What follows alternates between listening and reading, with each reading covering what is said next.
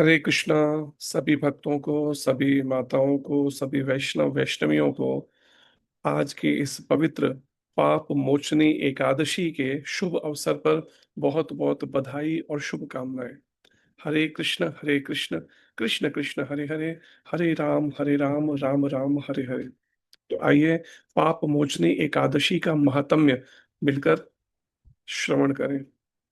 भविष्योत्तर पुराण में भगवान श्री कृष्ण और महाराज युधिष्ठिर के संवाद में पाप मोचनी एकादशी के महात्म्य का वर्णन है।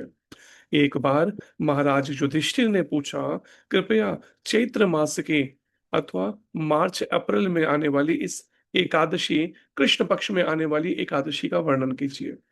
इस एकादशी का क्या नाम है और इस एकादशी के पालन की विधि एवं इसके परिणामों का वर्णन कीजिए। भगवान श्री कृष्ण ने उत्तर दिया, हे राज ऋषि, इस एकादशी का नाम पाप मोचनी है। प्राचीन काल में लोमश ऋषि द्वारा राजा मानधाता को इस एकादशी का महात्म्य बताया गया था। यह एकादशी मनुष्य को समस्त पापों से मुक्त करती है, प्रेत योनि से उद्धार करती है और अष्ट सिद्धियां प्रदान करती है। लोमश ऋषि ने राजा मानधाता से कहा, देवताओं के कोषाध्यक्ष कुबेर का चैत्र रथ नामक एक सुंदर पुष्प उपवन था, बगीचा था, जहां सदा सर्वदा मनोरम वातावरण रहता था। अप्सराएं, गंधर्व तथा किन्नर वहां आनंद विहार करते थे। इंद्र जैसे देवता भी वहां आनंद प्रमोद करने आते थे। मेधावी नामक एक महान ऋषि उस वन में वास करते हुए तपस्याएं करते थे। अप्सराओं ने उसकी तपस्या में अनेक प्रकार से व्यवधान डालने के प्रयास किए। मंजू घोषा नामक एक प्रसिद्ध अप्सरा ने उस ऋषि का मन आकर्षित करने की एक योजना बनाई। उनके भय से अप्सरा ने उनके आश्रम से कुछ दूरी पर एक कुटिया बनाई और वीणा बजाते हुए मधुर गान गाने लगी। मेधावी भगवान शिव का एक निष्ठ भक्त था और कामदेव भगवान शिव का शत्रु था। सुंदरी मंजू घोषा को देखकर कामदेव ने भी ऋषि पर विजय प्राप्त करने का निश्चय किया। एक बार भगवान शिव ने कामदेव को भस्म कर दिया था, इसलिए अपनी पुरानी शत्रुता को स्मरण कर कामदेव बदला लेना चाह रहा था। वह ऋषि की देह में प्रवेश कर गया। तब ऋषि द्वितीय कामदेव के समान आकर्षक लगने लगा। तब धीरे से मंजू घोषा ने आकर ऋषि का आलिंगन कर लिया। काम भाव से प्रभावित होकर मेधावी ऋषि अपने आराध्य देव को भूल गए और उस अप्सरा के संग में इतना उन्मत्त हो गए कि उसने उस अप्सरा के संग आनंद भोग करते हुए अनेक वर्ष व्यतीत कर दिए। जब मंजू घोषा ने देखा कि वह ऋषि अपनी अवस्था से पतित हो चुके हैं, तो उसने स्वर्गलोक लौट जाने का निर्णय लिया। उसने मेधावी ऋषि से निवेदन किया, हे महर्षि, अब कृपया मुझे अपने घर लौटने की अनुमति दें। मेधावी ऋषि ने उसे लौटकर जाने की अनुमति नहीं दी। अतः 57 वर्ष 9 महीने और 3 दिन तक मंजू घोषा उनके साथ रही, इस भय से कि यदि वह जाती है तो कहीं ऋषि उसे श्राप न दे दे। ऋषि को वह समय केवल आधी रात के समान प्रतीत हुआ। फिर मंजू घोषा ने घर लौटने की अनुमति मांगी, परंतु ऋषि ने कहा, हे सुंदरी, अभी तो केवल सुबह हुई है, कृपया मेरे प्रातः नित्य कर्म समाप्त करने तक प्रतीक्षा करो। तब अप्सरा मुस्कुराकर आश्चर्यपूर्वक ऋषि से बोली, हे महर्षि, आपको अपने प्रातः कृत्य समाप्त करने में कितना समय लगेगा? आपको मेरे संग आनंद भोग करते हुए अनेक वर्ष बीत गए हैं, इसलिए अब कृपया समय की वास्तविक कीमत को समझिए। अप्सरा के शब्दों को सुनकर ऋषि होश में आए। ध्यान पूर्वक उस अप्सरा के साथ व्यतीत किए हुए समय की गणना करने के पश्चात उन्होंने कहा, हाय, हे सुंदरी, मैंने अपने जीवन के 57 वर्ष से अधिक समय व्यर्थ ही गंवा दिए। तुमने मुझे बर्बाद कर दिया और मेरी सारी तपस्याएं भंग कर दी। ऋषि के नेत्र आंसुओं से भर गए और उनका सारा शरीर कांपने लगा। ऋषि मेधावी ने तब मंजू घोषा को इस प्रकार श्राप दिया, तुमने मेरे साथ एक पिशाची की भांति व्यवहार किया है, इसलिए तुम अभी एक पिशाची बन जाओ। हे पापिनी, व्याभिचारिणी स्त्री, तुम पर धिक्कार है। मंजू घोषा ने मेधावी ऋषि से विनय पूर्वक प्रार्थना की, हे ब्राह्मण श्रेष्ठ, कृपया अपना कठोर श्राप वापिस ले लीजिए। मैंने आपके संग में अनेक वर्ष व्यतीत किए हैं। हे प्रभु, इस कारण से मैं आपकी क्षमा की प्रार्थी हूं, कृपया मुझ पर दया कीजिए। ऋषि ने उत्तर दिया, अब मैं क्या करूंगा? तुमने मेरी तपस्या की समस्त संपत्ति नष्ट कर दी है, फिर भी मैं तुम्हें इस श्राप से मुक्त होने का उपाय बताता हूँ। चैत्र मास के अथवा मार्च मार्च अप्रैल के कृष्ण पक्ष में आने वाली एकादशी का नाम पाप मोचनी है। यह समस्त पापों से मुक्ति दिलाने में सक्षम है।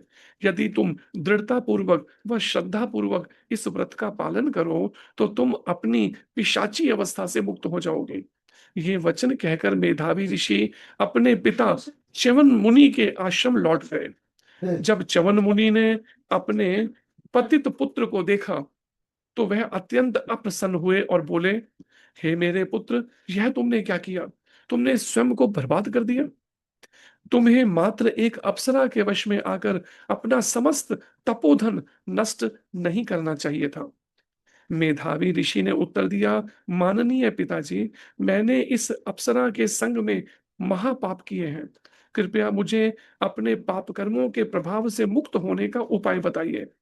अपने पश्चाताप करते हुए पुत्र के वचन सुनकर च्यवन ऋषि ने कहा, पाप मोचनी एकादशी व्रत के पालन से मनुष्य के समस्त पाप नष्ट हो जाते हैं, इसलिए तुम्हें इस एकादशी व्रत का पालन करना चाहिए। अपने पिता के उदार वचन सुनकर मेधावी ऋषि ने श्रद्धा और उत्साह के साथ पाप मोचनी एकादशी व्रत का पालन किया। इस एकादशी के प्रभाव से उनके समस्त पाप नष्ट हो गए।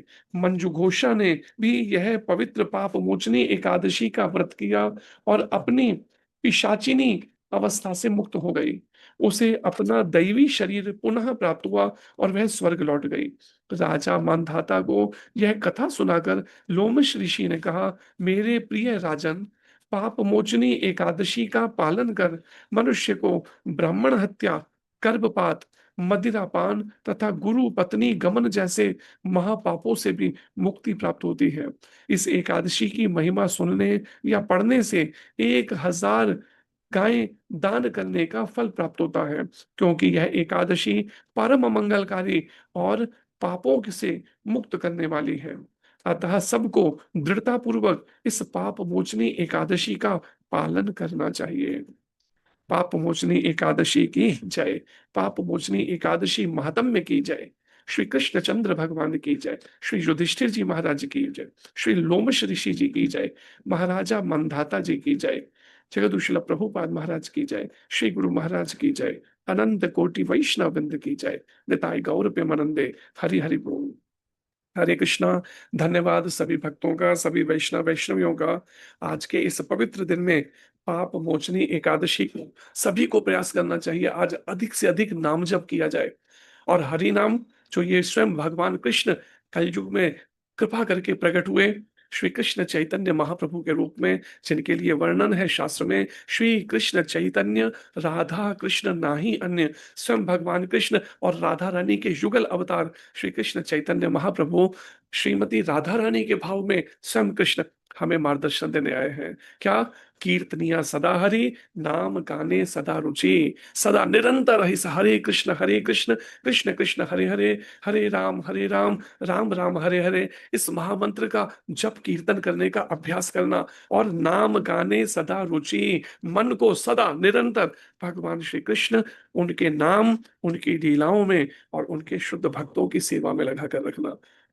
ऐसा अगर हम करते हैं तो निश्चित रूप से पाप मोचनी एकादशी माता की कृपा से हम भी अपने पूर्वकृत जन्म जन्मांतरों के पाप कर्मों के फलों से मुक्त हो जाएंगे। और एकादशी को कभी भी अन्न नहीं लेना चाहिए। शास्त्र में वर्णन है, भगवान के ने ये आज्ञा दे रखी है कि हर 15 दिन में जो एकादशी आती है, संसार का सारा पाप अन्न में रहता है, और उस दिन जो भी अन्न खाएगा उसकी बुद्धि जो है वो मोक्ष के पथ पर उसे मदद नहीं कर पाएगी, अग्रसर कर पाएगी। इसलिए अगर हम वास्तव में चाहते हैं एक ही जन्म में भगवत प्राप्ति करना, भगवान के दिव्य गोलोक वृंदावन धाम में उनकी नित्य सेवा में जाना, तो हमें भगवान कृष्ण के प्रमाणिक शुद्ध भक्तों और प्रमाणिक शास्त्र के मार्गदर्शन में हमें इन सब नियमों का, विधि विधानों का पालन करना चाहिए जो भगवान कृष्ण कृपा करके भगवत गीता में बता रहे हैं और पाप मोचनी एकादशी में बताए गए इस पवित्र महात्म्य के अनुसार हम भी अपने जीवन को तपाएं। एकादशी को अन्न नहीं लेना है, हो सके तो निर्जला रखिए, निर्जला नहीं रह सका कोई तो फिर पानी लेके जल लेके रह लीजिए, एकादशी को व्रत करिए। अगर फिर भी मुश्किल है तो फलाहार लेके रह लीजिए, पर अन्न तो बिल्कुल मत लीजिए। जिससे कितना सुगम तरीका कलयुग में भगवान कृपा करके बता रहे हैं, भगवान कृष्ण युधिष्ठिर जी को और लोमश ऋषि जी महाराजा मंधाता जी को, कि अपने सारे पूर्वकृत पाप कर्मों के फल से हम मुक्त हो सकते हैं बिना फल भोगे, लेकिन हमें व्रत का दृढ़ता पूर्वक पालन करना होगा। पाप मोचनी एकादशी की जय। धन्यवाद आप सबका। हरे कृष्ण।